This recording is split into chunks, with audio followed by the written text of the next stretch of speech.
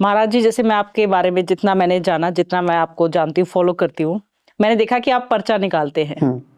तो ये पर्चा निकालना ये कैसे हुआ और ये कैसे मतलब हो पाता है कि आप लिख देते हैं, सामने वाले का आपको पता चल जाता है? लिख दो या बोल दो। जी जी। अब लिखाई का जमाना है जी। या तो लिख दो या बोल दो। देखो, ये सिद्धियां होती हैं, मैंने पहले भी बताया। मेरे पास माँ भगवती भगवान शिव की कृपा से, अब मैं ये क्यों कह रहा हूँ उनकी कृपा से, क्योंकि हनुमान जी महाराज के दूत हैं, पार्षद हैं मेरे पास। हनुमान जी महाराज पर्चा नहीं निकालते, उनके दूत, उनके नाम पर जो उनकी शक्तियां होती है, जो ताकतें होती हैं। तो भगवान शिव और दुर्गा माँ की कृपा मैंने क्यों कही? हनुमान जी महाराज भगवान शिव के रुद्र अवतार हैं और अष्ट सिद्धि नवनिधि के दाता सबरदीन जानकी माता।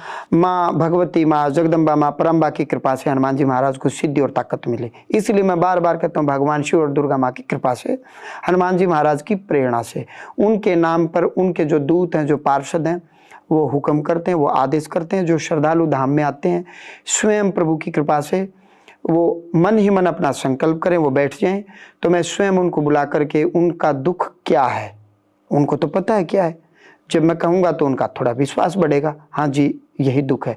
फिर मैं दुख का कारण बताता हूँ, कारण उनको भी नहीं पता। यदि वो कारण जानते तो मेरे पास क्यों आएंगे?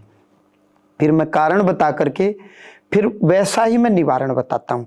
अब जैसे बहुतों के यहाँ प्रेत दोष होता है, प्रेत दोष और पितृ दोष में जमीन आसमान का अंतर है।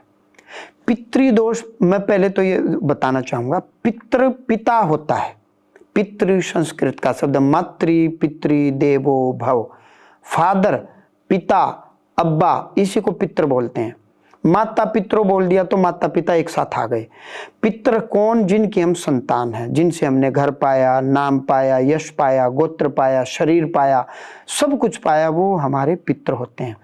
जब हमारे वंश के माता पिता, दादा दादी, जैसे दादा को हम पितामह और दादी को पितामही, पर पितामह और पर पितामही, पर दादा और परदादी, यदि हमारे वंश के दादा परदादा मर करके, दादी परदादी मर करके अधोगति में चले गए, नरक में चले गए किसी कारणवश, ये पितृदोष है।